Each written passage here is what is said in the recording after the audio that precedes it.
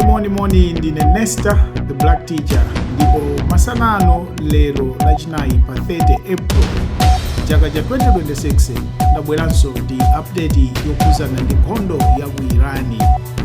Nkhani yathu yoyamba ikunena kuti President Donald Trump waopseza dziko la Irani kunena kuti iyeyi ngati Irani sivomereza zimene America ikufuna ayambanso kupanga ataki dziko la Irani.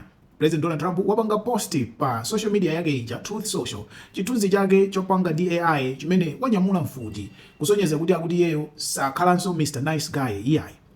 President Donald Trump wakhala akulankhula wiki yonseyi zokhuzana ndi nkhondo ya ku Iran, kunena kuti America idawina militarily, kuti kumbali ya nkhondo America idawina.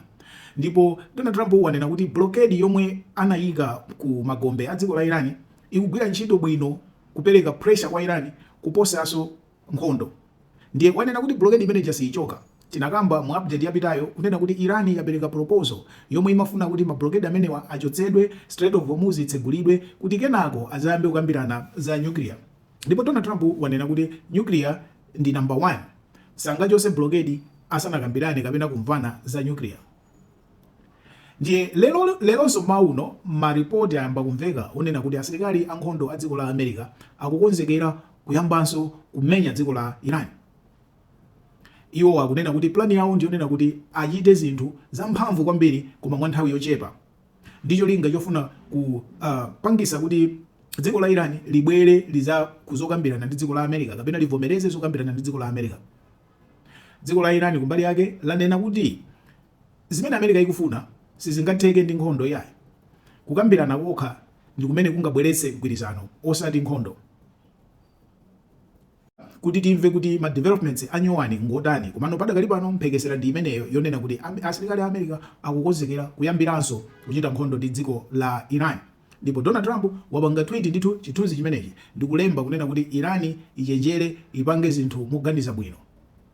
Kuchoka ku Iran tiye tilowere ku Lebanon.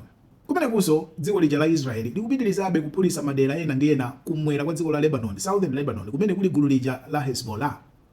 Ndipo zikumveka kuti gulu la Hezbollah limene lagwetsa drone ya dziko la Israeli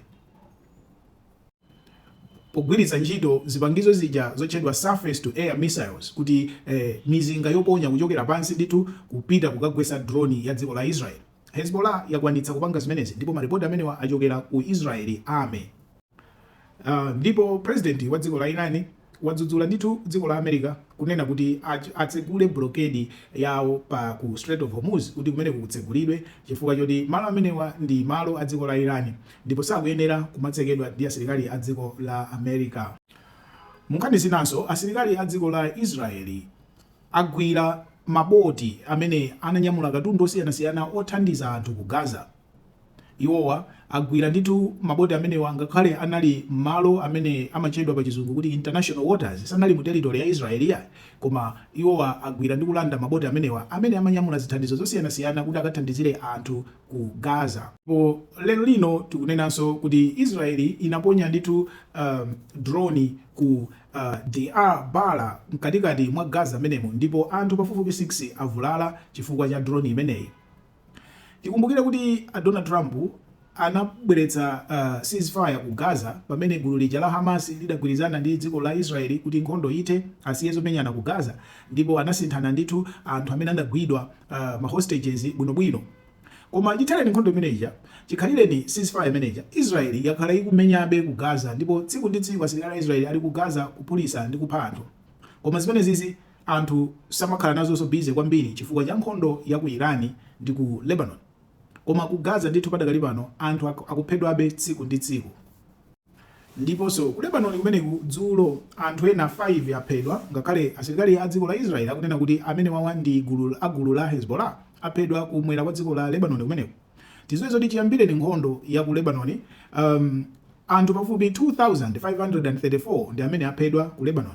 Komanso anthu pafupi 7863 ndi amene anavulala kumeneku ku Lebanon.